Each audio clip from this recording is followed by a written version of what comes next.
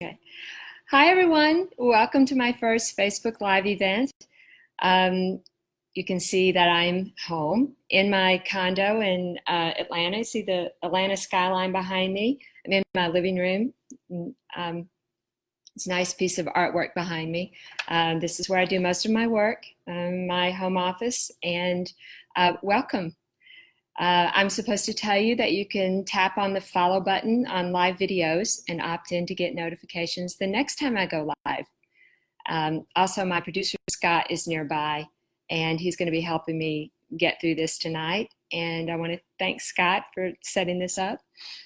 I have some questions that people commented on and sent them before the event tonight. But know that as you're watching and listening, you can post questions, and I think I'll be able to see them. So let me know if you have questions as we go along. Yeah, so I'm seeing some things. Okay, good. Hi from Alexandra from LA, and Lee, I see you, and I've got your questions here to be answering those. So let's just get started. So the first question is from Barry, and he asked, "Can I learn more about your background?" Um, yeah, not that not not as interesting maybe as some people would like, but I kind of grew up in a small town on a farm, and reading was my only entertainment. So that's probably where I got my storytelling rhythm. Is back then I was reading probably a book a day when I was growing up, and I think that that I probably read all the romance novels and soaked all of that in when I was growing up, um, and read every book in my school library and the bookmobile and all of that. So that's how I feel like that's how I became a writer. Is when I was trying to entertain myself growing up. I grew up in a tiny town, but it was a great place to live. And as a matter of fact, I'm still in touch with a lot of people from there. It's a little town called Olive Hill, Kentucky. And I think this question might even have been from someone who grew up with me. So thanks for that, Barry. And oh yeah, so I see some more comments coming in. Good. Oh yeah, keep them coming. Okay, the next question is from Janice, and she asked, "How long does it usually take to write a body movers book, from outline to submit for publication?" Ooh, that's a good one. So Body Movers, I'm about 10 books into that series. And it usually takes me now about 2 to 3 months to write a Body Movers book. Usually come up with the outline and let it stew for a while. And then a couple of months, maybe 3 months to write it all together. I wanted to show you, this is the ninth book that came out last year. And so this year will be book 10. And I'm going to be running a title contest. So my readers helped me title book 9, which was Nine Bodies Rolling. And I'm going to run another title contest for book 10. So just to let you know, if you're a Body Movers fan and you want to get in on the title contest, book 10 will be about lies, the lies people tell us. If you're caught up on this series, you'll know what I mean, and the lies that we tell ourselves. So if you'd like to come up with a title about bodies and lying bodies, and try to get the number 10 in there somewhere, we're going to be kicking off the title contest probably in a couple of weeks, maybe the 1st of March. So be looking for that on my Facebook page. Okay, next question. Lee asked, "Have we seen the last of Jane Honeycutt from the last serial?" And Lee is talking about my serial from last year, from 2018, called Comeback Girl. So I've been running a serial over the last 3 years, from July to December, and last year's featured a girl named Jane Honeycutt. And Lee wants to know, will we be seeing more of her? Hopefully, never say never to a sequel, that's for sure. Also, my business manager really liked the idea of Comeback Girl. So he's also my film agent, and he's working to maybe see if there's some interest in Comeback Girl. We'll see. I'll definitely keep you posted on if that happens. So by the way, this year's daily serial, I've finally decided on a title and a subject for this year's serial, and it's called Factory Girl. And I've only got this to show you. This is a cover. Let's see. Can we see? Let me see if we can get that. Can you see that? So this just came from my cover artist. So I don't have it even, this is the only way I can show you is on my phone. And the serial this year is called Factory Girl. And it's about a girl in a small town who works in a sewing factory making jeans. But she's got big dreams. She wants to be a clothing designer herself. So meanwhile, she is punching a clock and she's dealing with a dysfunctional family, and she's a single mother to a 4-year-old. So lots of issues, and hopefully it'll be funny and poignant, and there will be some makeover elements in it. We'll see if this girl gets as far as she wants to get, and there might be some cameos from some celebrities in the serial. I'm working on that. So anyway, the serial starts July 1st and it'll run through December 31st like the other serials. It's a daily serial. So for those of you who haven't joined in on the daily serials before, you can come to my website every day and get it for free and just read every day's episode on my website. And then for those of you who like to read ahead, or if you want to binge the story, the novellas, the monthly novellas will be available on Amazon, just like they have been for the last 3 serials, which was Coma Girl was my first one, and then Temp Girl was the second one, and then last year was Comeback Girl, and then this year, again, Factory Girl starting July 1st. So if you'd like to be notified, if you're afraid you'll forget, and be sure and sign up on my mailing list and you'll receive a notification when we're about to get that serial kicked off. Okay, so another question. This one's also from Janice. And she wants to know, how do you get your story ideas? And also, how do you keep track of the details in a series from one book to the next? Where do I get my story ideas? That's a good question, and I don't have a one pat answer. Like I might overhear a conversation on the train, or just come up with maybe it's an idea that's been brewing for a long time. Like for my serial Coma Girl, that story started and was first introduced to me when I was about 10. And my grade school teacher told me that she had been in a car accident when she was a young woman and had been in a coma for many, many weeks. And she remembered absolutely everything that happened to her during the coma. And that just stuck with me. I think at the age of 10, it was probably when my imagination was starting to take off.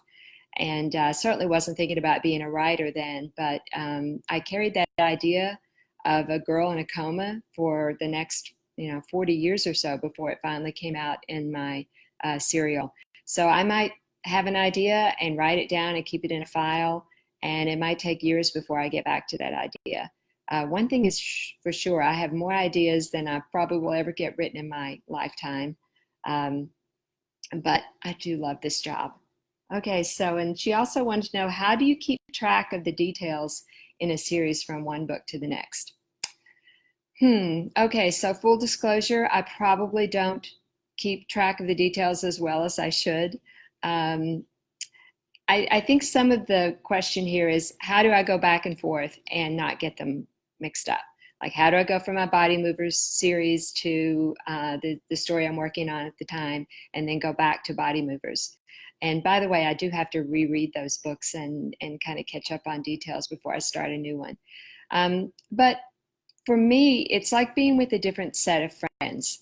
So it's like having breakfast with one set of friends, maybe my neighbors, and then maybe I would have lunch with some writing friends.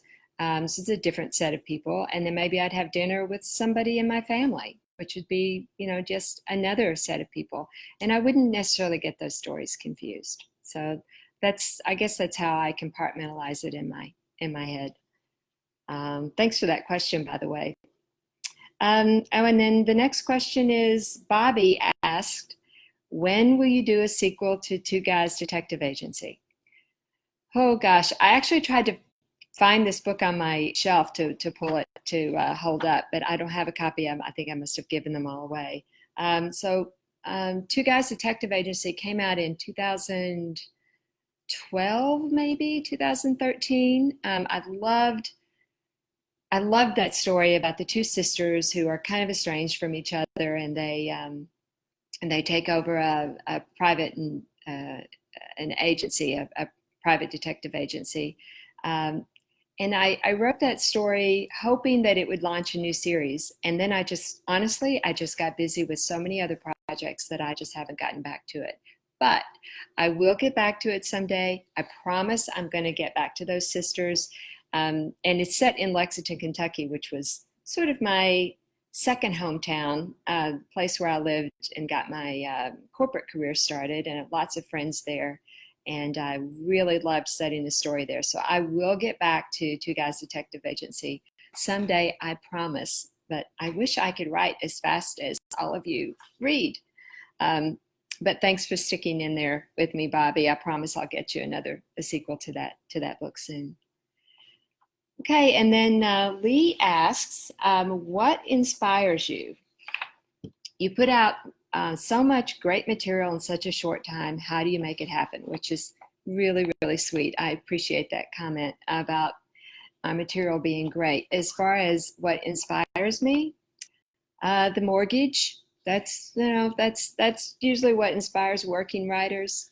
That's always what I go back to. I do this because I love it, but I also do it because it's a living, and I have to work for a living, and that keeps me going. But also, um, you all inspire me. This is what inspires me: the letters and the comments and the questions I get from readers.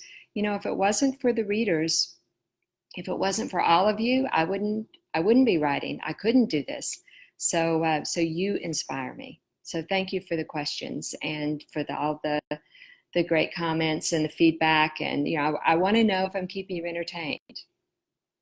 Okay, so and there's more questions popping up here on the side. I promise I'm gonna get to some of these. Oh, thanks, Elise. Thanks for the comment on the Body Mover series. Oh, and oh yeah. Oh, good. Lots of people are following. I see lots of comments. Thanks everyone. Maybe we will do this again sometime. Okay, so the next question is from John, and John asked, "Would love to know how you came up with the opening to Kids is a Four-Letter Word." Okay, I pulled this book from my shelf. This is an oldie. I think this was the second book that I wrote that came out from Harlequin. And I have to confess here, John, I had to go pick up the book and read the opening scene because I really wasn't sure what you were referring to. I thought it was this, though. This was in the back of my mind, but the opening scene to that book was a woman who is let's see, I think she's an interior designer, and she is going to visit a client. And when she gets to his house, he's not there, but his three kids are there and the babysitter, and the three kids have the babysitter tied up. And the woman is saying, "Help me, help me." And she unties the babysitter, and the babysitter takes off. And so she's stuck with these three wild and undisciplined kids. So I think that's the scene you're referring to. Honestly, I wrote that book 20 years ago, 22, 23 years ago. I can't remember why I thought about it, except that the conflict in that book is that she's a single woman who thinks she probably doesn't want a family, and meets a widower who has three little kids, and then the romantic comedy is all about the conflict. So I'm pretty sure I kind of backed into that opening. So thanks for that question, John. Let's see. And then the next question is Jennifer asked, "Do you prefer to write series novels or standalone novels?" That's a really good question. And I think depending on when you ask me that question, maybe I would say one or the other. For now, I would say series in terms of like my Body Mover series or my Southern Road series. Those are like several books in one theme or one set of characters, and that's just because from a writing standpoint, I don't have to reinvent the wheel every time, and I can start from a set of characters that I've already lived with for a while, and that seems to get a little easier and maybe better as it goes along. Like if you think about a pilot for a TV series, like sometimes the pilot episode can be a little clunky because you can tell that the writers haven't really found their place as far as what the characters are going to do. The characters haven't really been given the time to sort of find their place and how they interact with each other. So it's kind of like that in a book series as well. So the first book in a series, you're never quite sure if it's going to be enough to hang a series on, if the characters are going to endure, and if they're going to support each other. It really does take a community, a big community of characters to hang a series on. And I've been lucky. I've had a couple of series that have gone on and that I still enjoy writing. The Body Movers series is at the top of that heap, I guess. So I would rather keep writing a series. And then, but then there's always the rogue idea that maybe it would be better for a standalone novel. So I don't rule those out either. And by the way, I've been getting some of my early titles. I've been getting the rights back to some of those early titles from a former publisher. And those are all standalone books, or most of them are. And I'm going to be sort of rewriting those and updating them and re-releasing those as standalones in the next few months or so. So that's all the questions that I had that were posted before we did this event. I'm looking through the comments, and let me know if you have a question before we sign off. I just want to thank everybody for following along and joining me in my first event. Any questions out there, be sure and post them. Meanwhile, I'm going to ramble on just a little bit about some things that are coming up. So be sure and come back to my Facebook page and look for the title contest that we're going to do for the next Body Movers book. Remember, that's Body Movers book 10, and it's all about lies and bodies and lying bodies. And okay, there's some really neat icons and thumbs up hearts floating across my screen. I think those are good things. Appreciate everybody following along and posting those nice likes and thumbs up. And also the serial that's coming up in July, don't forget about that. And sign up if you want to be notified of all my things that I've got coming up this spring, which, by the way, just to let you know, I will be releasing 2 more books in the Voodoo series this spring. That's a series that no one asked about, but I am going to finish this year. I promise. 2 more books in that series. And then just lots more on deck. And as long as you keep reading, I'm going to keep writing. Signing off. Okay, goodbye, everybody. See you next time.